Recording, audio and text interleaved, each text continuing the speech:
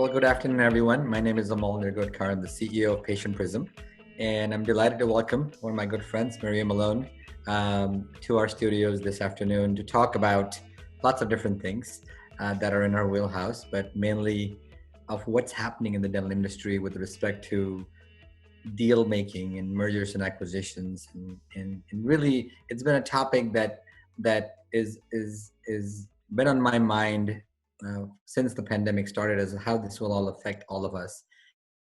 And Maria, is the founder of MORR Dental Solutions. She formed that in 2012, and she's a CPA as well as a CVA, which is a certified valuation analyst, and focuses her practice on really helping dental practices and DSOs assist with transactions, right, buying and selling.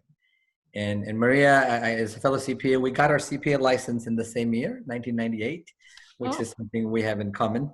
And Maria's helped small practices to large practices. She was at American Dental Partners. She facilitated nearly 100 transactions over a period of 10 years, total between $50,000 to $90 million, and has extensive experience in dealing with all sorts of issues with respect to buying and selling of dental practices. So Maria, welcome. Thank you. It's great to be here. Thanks for inviting me.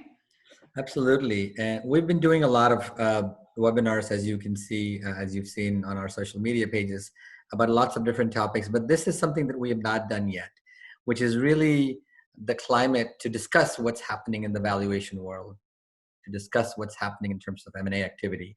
So what do you think, my first question to you is, what do you think in light of COVID-19, what's the climate look like for M&A?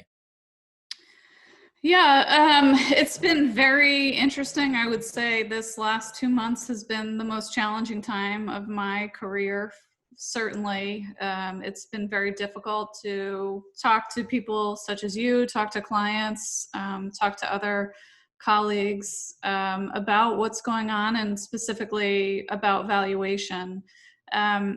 I wish that I could give definitive guidance as to what's going to happen.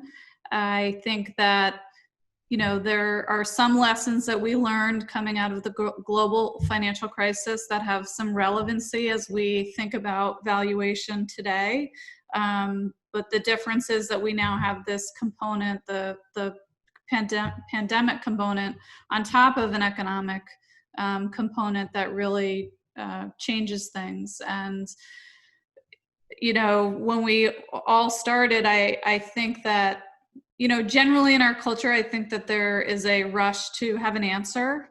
And I've tried to hold firm in saying to my clients and to other colleagues, this is my opinion of things today based on what I know today.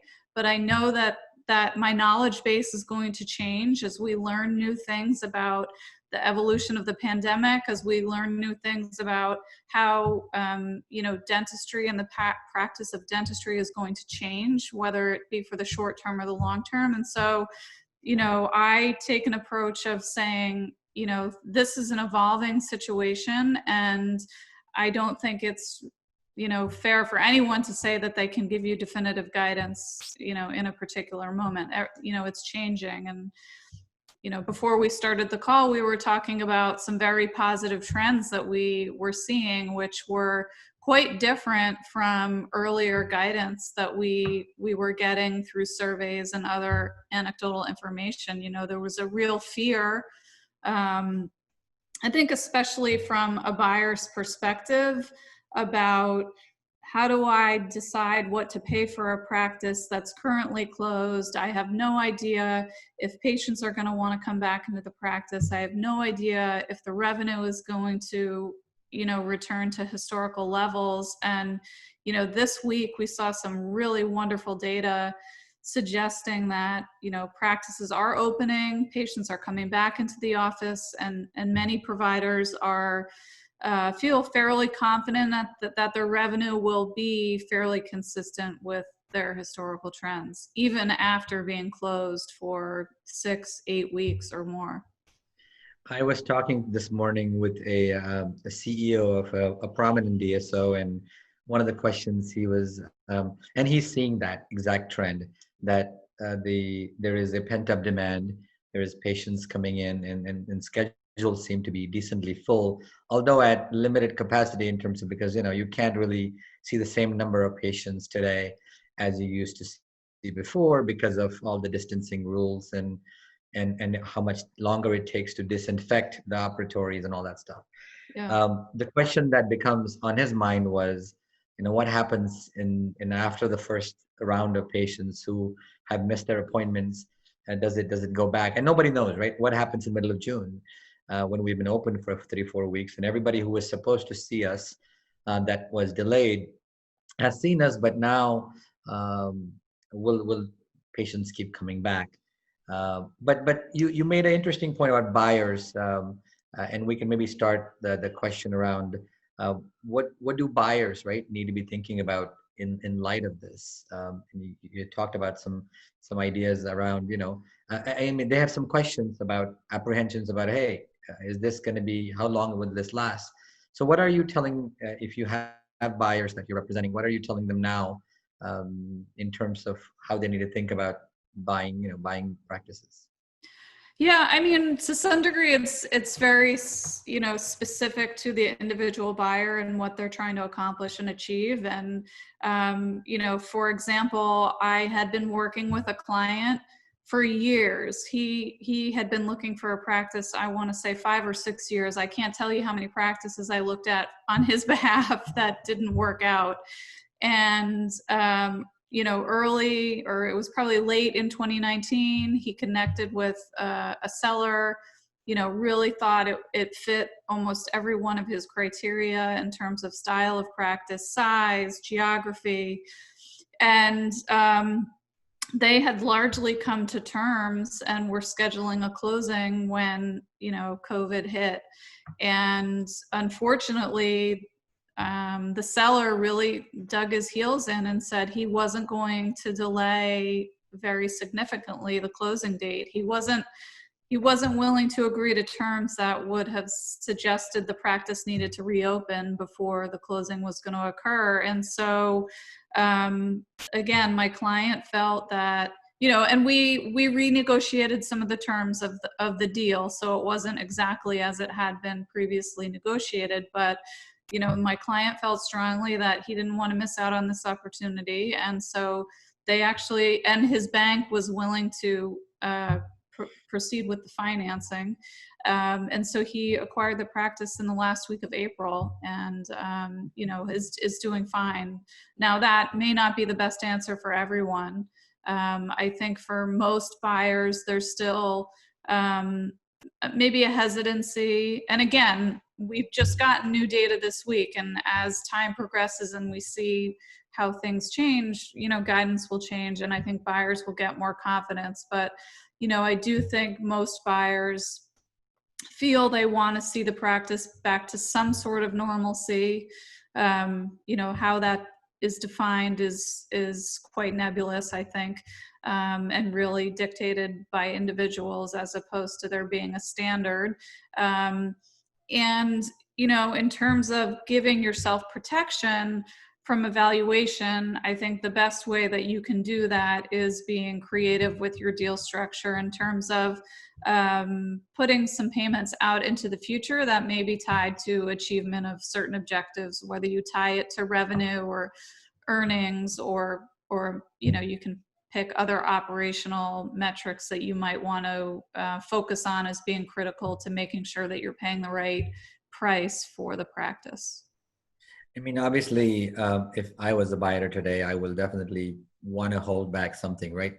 There's got to be somewhere, because I don't know how much, but I would also spend maybe some additional time analyzing the practice and see how solid their relationships are with their patients, so that if they have a good plan in place and they've got a good reopening plan in place, maybe I trust it more than maybe I'm looking at something more than I did before in terms of due diligence. Do you see that happen? Well, I can envision, and I would suggest, I think historically, most people look at a year's worth of data. I certainly think we're going to see a lot more people looking at month over, same month, previous time periods performance to get that comparison of maybe that's one element of what is normal. I certainly think it's advisable for buyers to talk to sellers about what they did. If their offices were fully closed and shut down, what did you actually do during that time period to connect with patients, to connect with your community, to connect with your staff, to understand, if there was any impact to the goodwill of the practice, which, in dentistry, the goodwill is the most significant, component when it comes to what really makes up the value of a dental practice. And so understanding if there's been any harm to that goodwill value, I think is important for sure. And probably something that people didn't necessarily spend a lot of time, prior to this pandemic. Would you almost kind of, as you look at the proformas, and proformas might change, right, based on what we think might happen, would you almost want to include that in, like, hey, by the way, we looked at teledentistry, we have put that into place, we've got a new plan of action to get us back to 100% of production, or maybe even 120% of production, and these are the proformas based on the changes that we have made, so that the buyer and the seller feels that, hey, this practice, they have their stuff together, and they have a plan of action to get everything in place. And maybe there needs to be, and maybe that would be part of the selling process now, is convincing the buyer that buyer convincing the seller that this is going to work out just fine.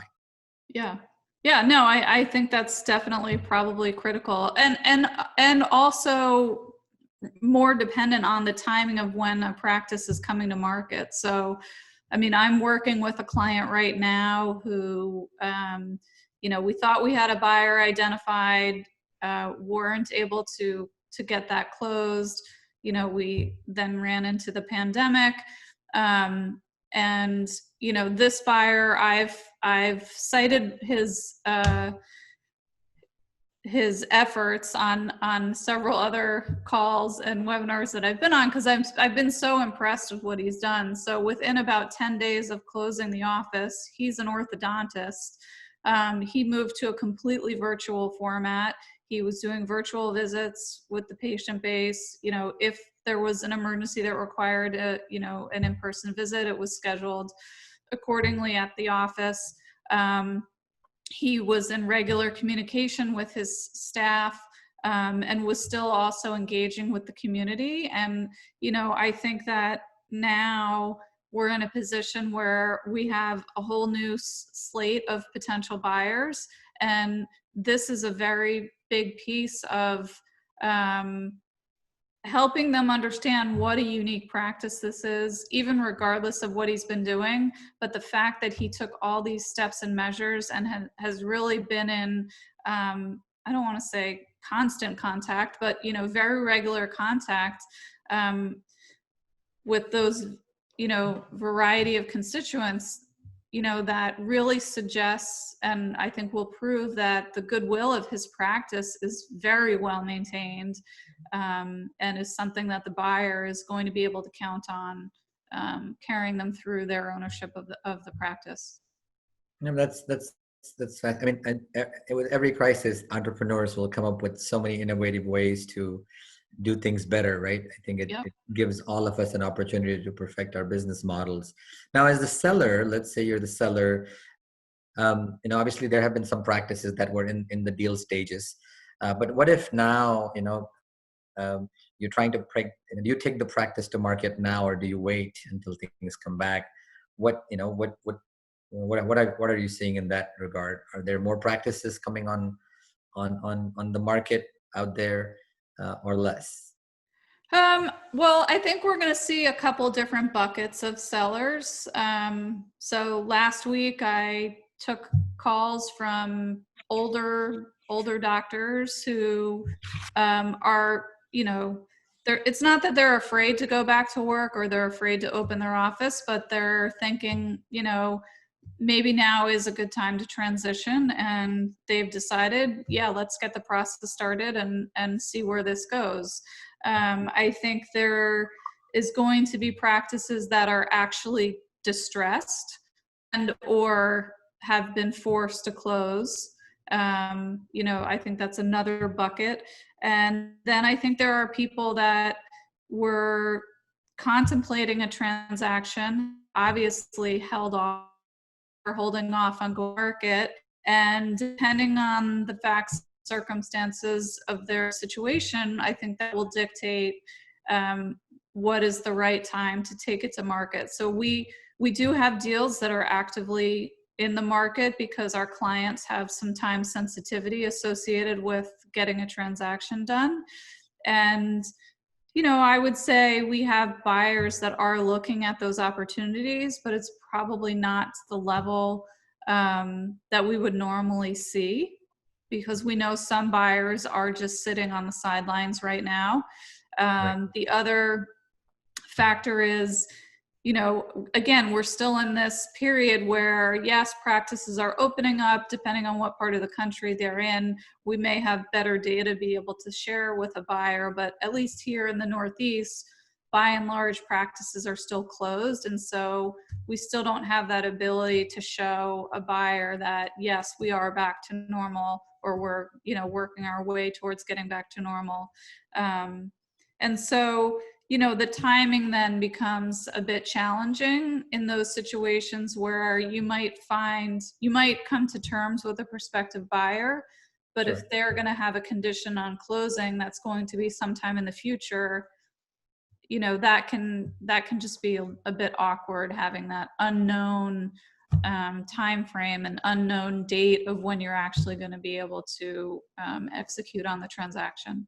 So is the presumption for evaluation is still going to be based using 2019 as a base year for saying that we're not going to look at 2020. We're going to say we're going to value this based on an EBITDA multiple, whatever that you use, based on 2019 numbers?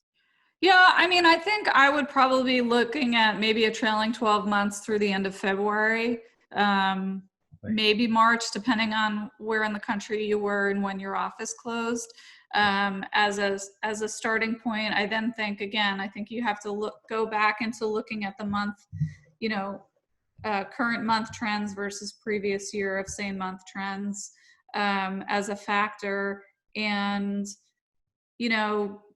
especially given the positive news we got this week, I would be on the side of holding for evaluation based on that 2019 or February 2020 TTM with obvious alterations to structure. So I would certainly expect there to be a holdback or an earn out, however you want to describe it.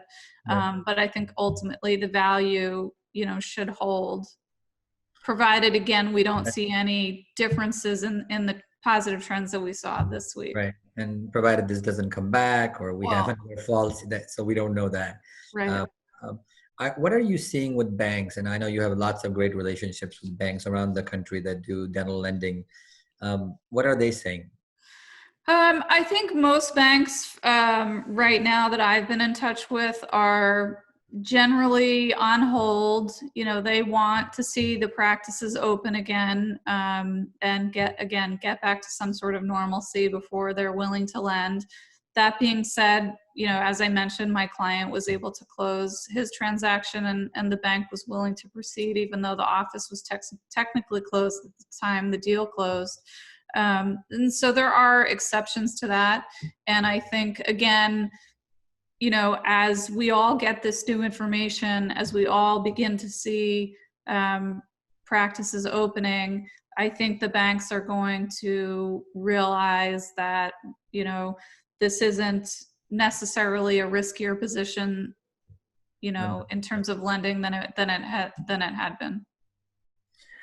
Do you see, you talked earlier about certain dentists just wanting to retire, or certain dentists just the overhead to the point where they just couldn't sustain and they are forced now to sell their practices. Do you see a greater trend in the DSO consolidation world where you think DSOs will kind of have a bigger market share because of COVID-19?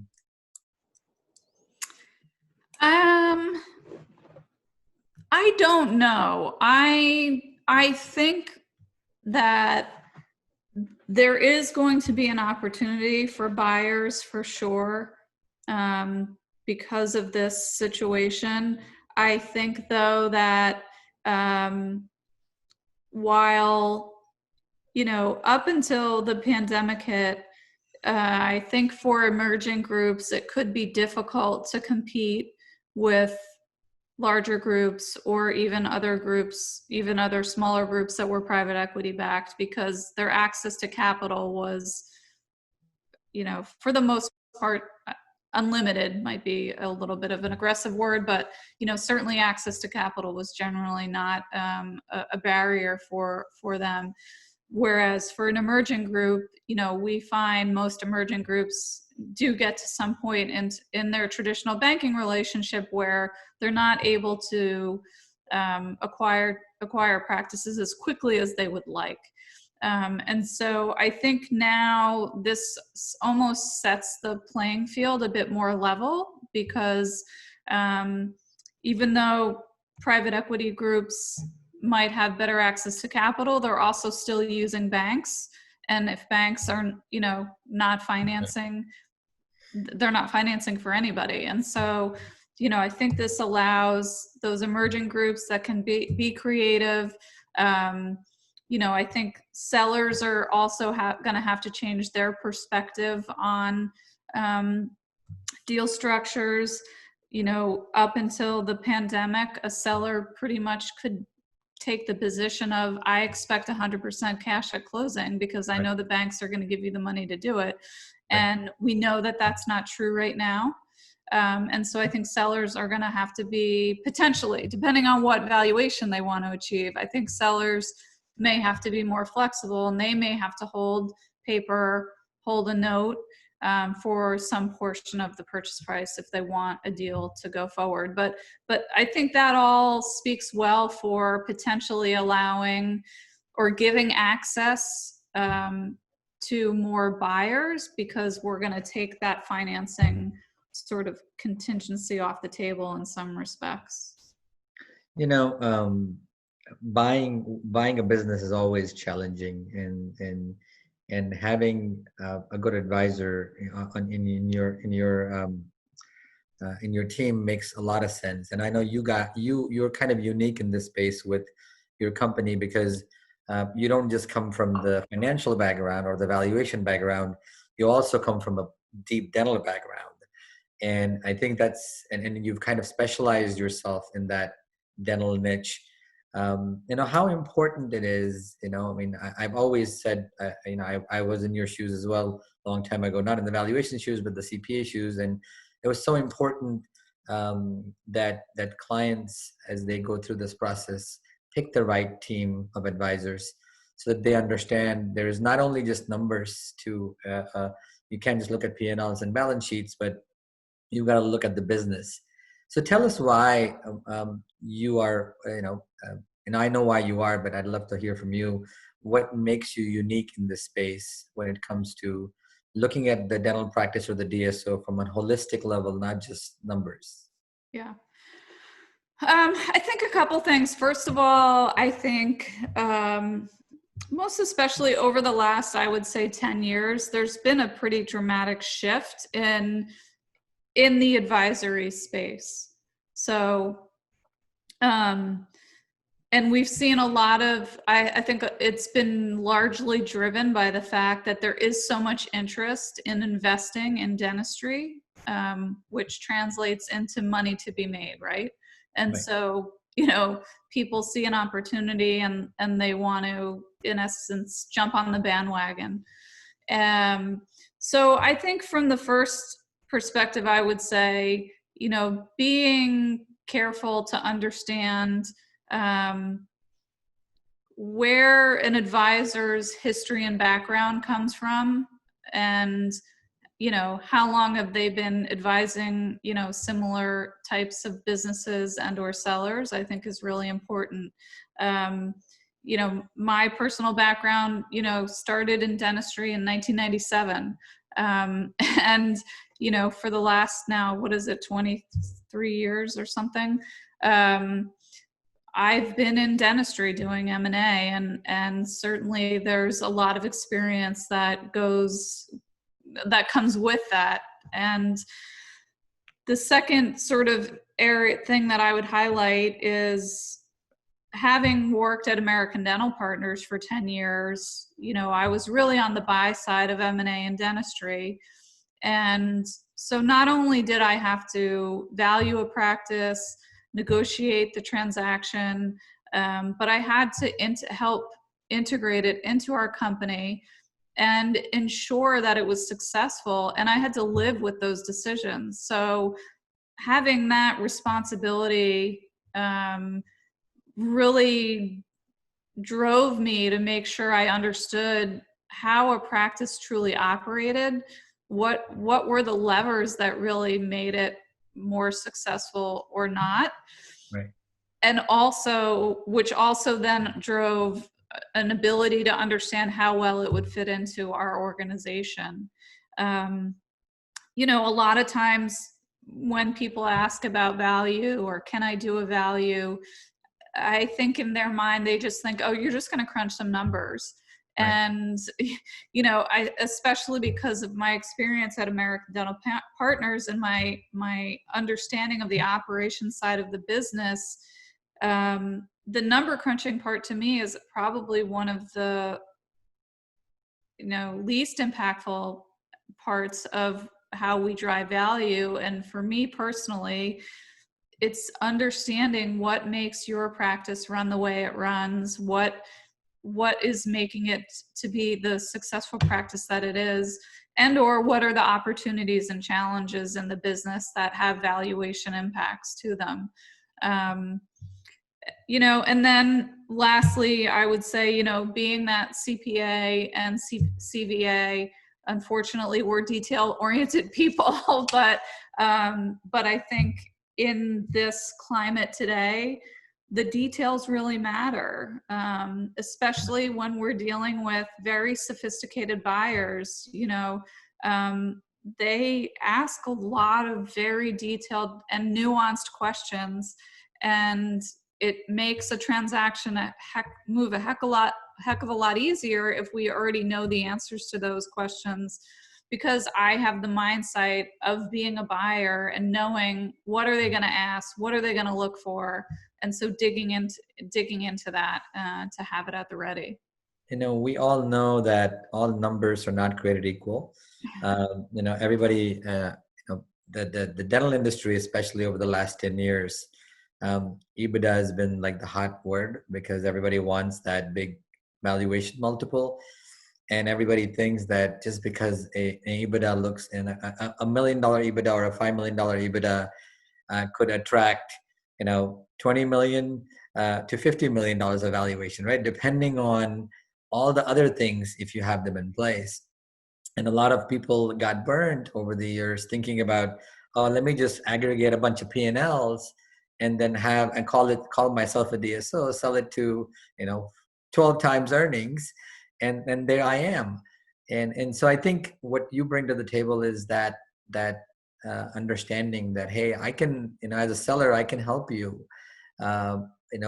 make sure that you're in the optimal situation to be sold for the most value, but you have to make certain changes and build a platform and centralize services. And this is what I did when I, bought practices and making sure that everything gets integrated, because a lot of the sellers out there that have a few practices out there don't have an understanding of what it takes to really build a scalable organization.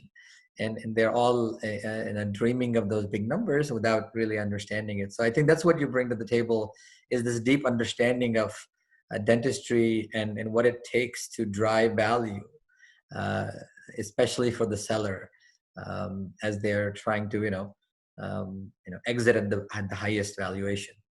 Yeah. Yeah, I mean, that is something that we spend a lot of time on. Our, our mission is to drive value, but also make our clients feel valued. And so that is a very big focus for us. And as I say to a lot of our clients, the number is very important. There's no doubt about it. But there are also so many other aspects to consummating a transaction that some of which can have some very significant economic consequences if you're not focused on them or paying attention to them. Right. And that's why you need, right? It's why you need to look at this from so many different angles. Yeah. And especially now that our new normal is going to be, we don't know what the new normal is going to be, but I think having somebody like you on their team really is going to help them navigate this climate as we go along. I'm gonna really leave all this information for our listeners on the screen. The best way to contact you is how? Probably email is best. Okay. So. And we're gonna leave the email on the screen, and then MORRDS moreds.com is the website. That's Right? correct. And even if somebody has a question about whether they're out there to sell a practice, they can just email you saying that, hey, Maria, I heard you here, and you'll get back to them via email, and then maybe do a consultation. Yes, absolutely. Here and happy to help. I personally really enjoy sharing my knowledge and making sure people are making the right decisions for the right reasons. So please do feel free to reach out. Yeah, one of the things that I love about being a CPA has been that we're never beholden to any special interests ever, right? We're always beholden to the interest of the public, and we're always objective, right? And that's what I love about the profession that that I always think like that, right? I need to be ethical. I need to have my interest, my client's interest above my interest. And I'm not just, I'm not going to be an agent at all. I'm going to be an advisor. I'm going to take all the steps in the best interest of my client, and I'm going to give objective advice. And that is something that's a testament to my values as a CPA, and I'm so glad we share those values. Thank you so much for spending time with me. I think we're all looking forward to dentistry coming back with a vengeance, and I think it will, because we know dentistry is essential for people's health. And no matter what happens, I think we're going to have a decent 2020. I think 2021 is going to be pretty amazing, provided there's no craziness. But advisors like you are needed in our industry, because there's not many of you guys that know every intricacy of every deal, and you're one of them. So I am honored and delighted to have had you on this, and I look forward to meeting you sometime soon. Hopefully it's sooner than later when we open up. So thank you so much. Thank you for your kind words, and this was a lot of fun. So it's nice to connect, and I'm sure we'll be seeing each other in person in the near future.